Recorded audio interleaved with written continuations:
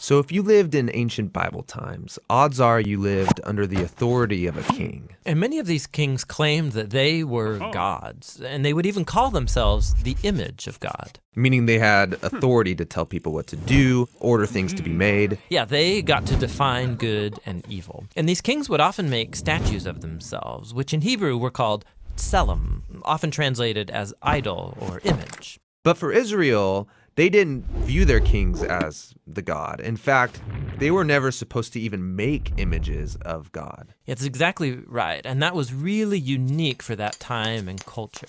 This is rooted, first of all, in Israel's belief that you can't reduce the creator God down to any one thing in creation. But there's another reason.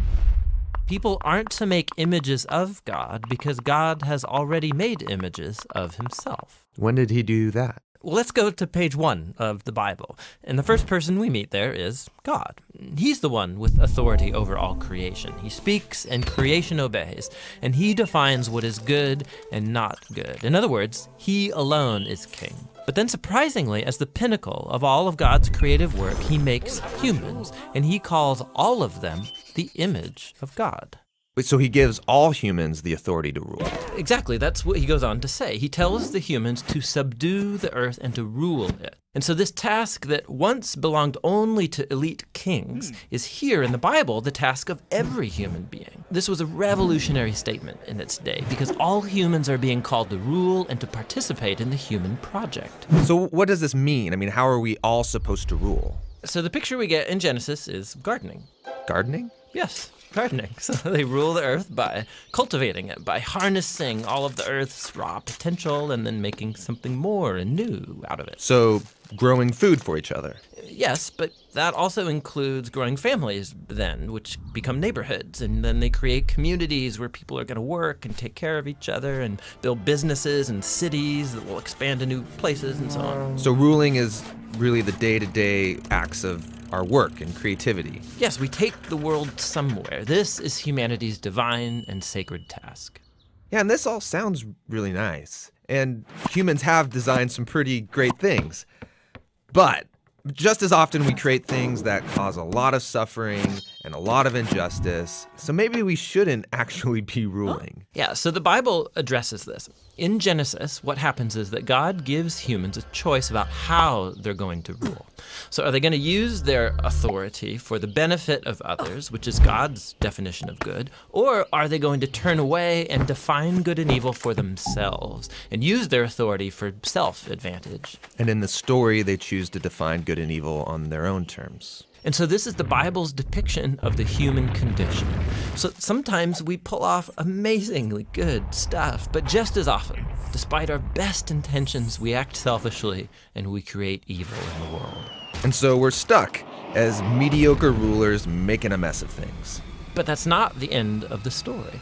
So the Bible goes on and it makes this claim that all of this was resolved when God bound himself to humanity through Jesus. And he showed us what it looks like to truly rule as a human. So what does it look like? Well, Jesus ruled by serving and by seeking the best for others, by putting himself underneath them and loving not just his friends, but also his enemies. And that's not a typical way to rule. And not only that, Jesus confronted the consequences of all of the evil and the death that we have created by our messed up ways of ruling. And he takes it. I mean, he lets it kill him.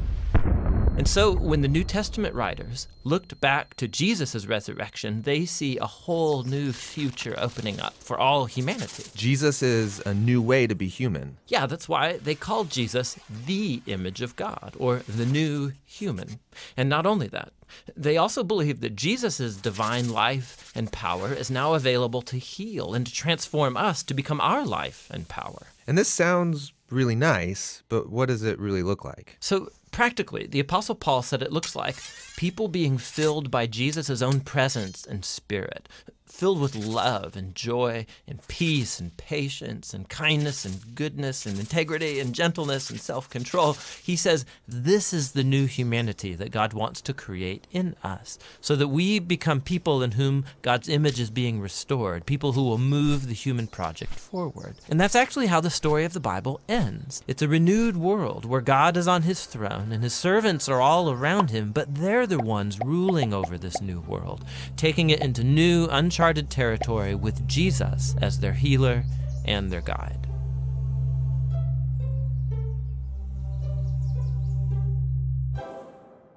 Thanks for watching this channel. We do this because we believe the Bible is one unified narrative that leads to Jesus and has profound wisdom for the modern world. So we're making different video series, some that walk people through the design and message of books of the Bible or whole sections of the Bible. Yeah, we also do a series that take one biblical theme and trace that through the whole narrative arc of the Bible, kind of like the one you just watched. And we have a lot more series coming up that we have planned. The Bible Project is possible because of your support. So if some people give one-time gifts, and there's a growing number of monthly supporters as well. And we're all behind this. We want to make these videos free and available to anyone, anywhere. Yeah, so you can join us, be a part of this. Go to jointhebibleproject.com. You can give there. There's also downloadable stuff like full-res videos, study guides, posters. It's all for free, and it's all because of your guys' support. So thanks a lot. Yeah, thank you guys.